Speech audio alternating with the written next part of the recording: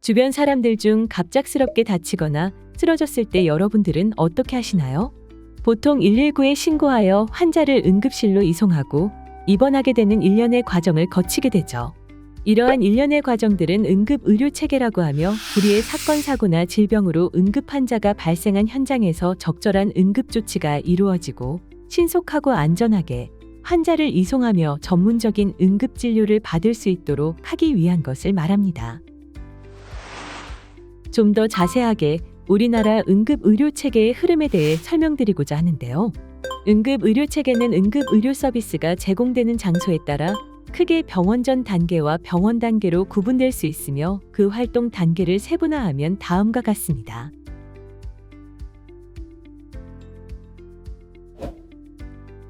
자, 이렇게 응급 환자가 응급의료센터로 오는 일련의 과정들은 세분화되고 체계적으로 이루어지고 있습니다. 여기에서 추가적으로 안내해드리고 싶은 게 있는데요. 응급의료체계 속 실제로 우리가 방문하고 있는 응급의료기관, 일명 응급실에도 등급이 있다는 사실 알고 계신가요? 응급실의 가용자원이나 특수처치 이용 가능성에 따라 응급의료기관을 등급화하고 있습니다.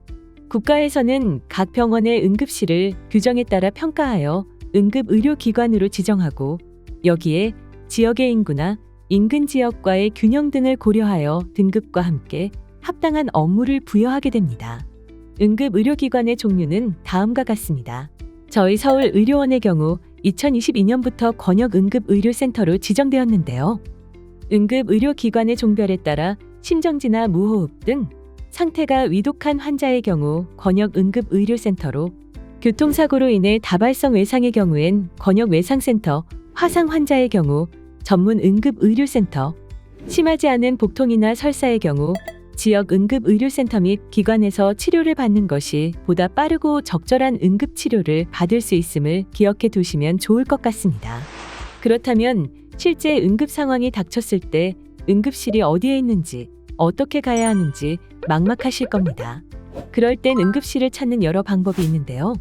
현재 위치에서 가까운 응급실을 찾을 땐 119 안전지원센터에서 안내받거나 중앙응급의료센터 이젠 사이트에 병원 약국, 병원 찾기 또는 건강보험심사평가원 사이트에 병원 약국, 병원 약국 찾기에서 찾아볼 수 있습니다.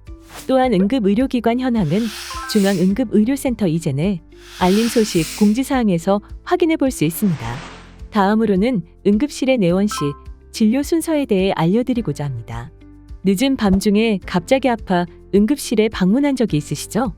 응급실에 방문하면 바로 진료를 볼 수 있을 거라 생각하셨을 텐데 기본 몇 시간씩 대기하며 심지어는 나보다 늦게 온 사람이 먼저 진료를 받는 경우를 경험하신 적이 있을 겁니다. 바로 응급실의 진료 순서는 접수순이 아닌 의료진이 판단한 빨리 치료를 받아야 하는 위급한 환자 순이기 때문입니다. 그렇다면 빨리 치료를 받아야 하는 위급한 환자는 어떻게 결정하는 것일까요? 바로 케이타스라고 하는 한국형 응급환자 분류 도구를 통해 환자의 증상을 중심으로 중증, 긴급도를 결정합니다. 응급실의 과밀화 경중 환자들의 무분별한 응급실 진입, 그리고 병원 전 단계에서 이루어지고 있는 환자들의 구분 없는 분류를 개선시키기 위해 전국의 응급실에서 공통으로 사용할 수 있도록 한국형 환자 분류 도구를 만들었습니다. 이런 방법으로 분류된 케이타스의 결과에 따라 환자는 적절한 병원으로 이송할 수 있게 되며 병원에 도착한 후 분류 결과에 따라 진료의 우선순위를 결정하고 필요한 경우 안전한 대기 시간을 예측할 수 있게 됩니다. 주변에 응급 환자가 발생했을 때 평소에 경험해보지 않는 상황이기 때문에 빠르게 대처하기가 어렵고 진행되는 과정이나 절차를 이해하지 못할 때가 많습니다. 이 영상을 통해 우리나라 응급의료체계를 이해하고 응급 환자가 발생했을 때 조금이나마 잘 대처할 수 있기를 바랍니다. 감사합니다.